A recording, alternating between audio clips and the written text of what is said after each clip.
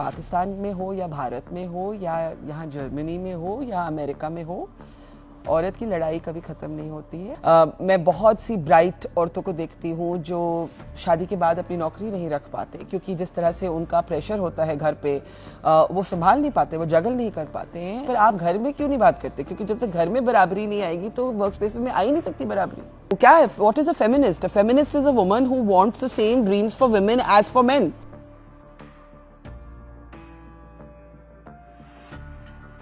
जहाँ leadership positions की बात होती है, न्यूज़ रूम्स कौन हेड करता है, चैनल्स कौन हेड करता है, डिजिटल प्लेटफॉर्म्स कौन हेड करता है, तो वो अभी भी एक मेल डोमिनेटेड स्पेस है।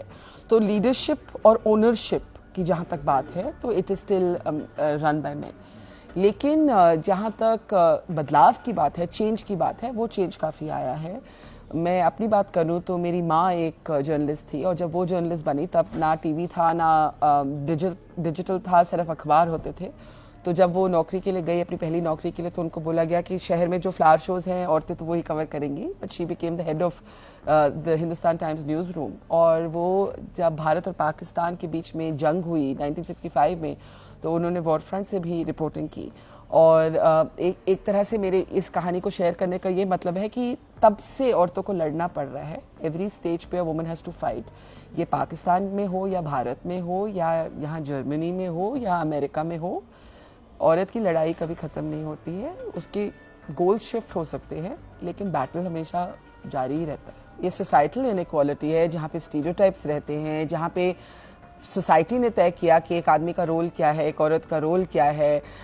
मैं बहुत सी ब्राइट औरतों को देखती हूँ जो शादी के बाद अपनी नौकरी नहीं रख पाते, क्योंकि जिस तरह से उनका प्रेशर होता है घर पे, वो संभाल नहीं पाते, वो जगल नहीं कर पाते हैं। तो मैं हमेशा कहती हूँ कि हम इतनी बात करते हैं इक्वालिटी एट वर्क की, कि भाई वर्क स्पेसेस में बराबरी है कि नहीं, पर आप घर में क्यों नहीं बात करते? क्योंकि जब तक घर में बराबरी नहीं आएगी तो वर्क स्पेसेस में आ ही नहीं सकती बराबरी। एक औरत की आप क्या सबसे बड़ी स्किल क्या सेलिब्रेट करते हैं कि अरे वो देखिए वो कितनी सेल्फलेस है, वो कितना सैक्रिफाइस करती हैं।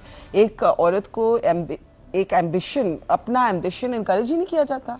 So it all goes back to the kind of cultural and societal conditioning that has been designed to grow men in a way that it doesn't grow women. और इसका उल्टा असर आदमियों पे भी पड़ता है। कुछ आदमियों को भी प्रेशर होता है कि आप प्रोवाइडर बने, कि पैसे का जो कमाई है वो ज़्यादातर आदमियों पे प्रेशर है। जैसे हमारे पहले जो औरतें आई, उन्होंने हमारे लिए दरवाजे खोले।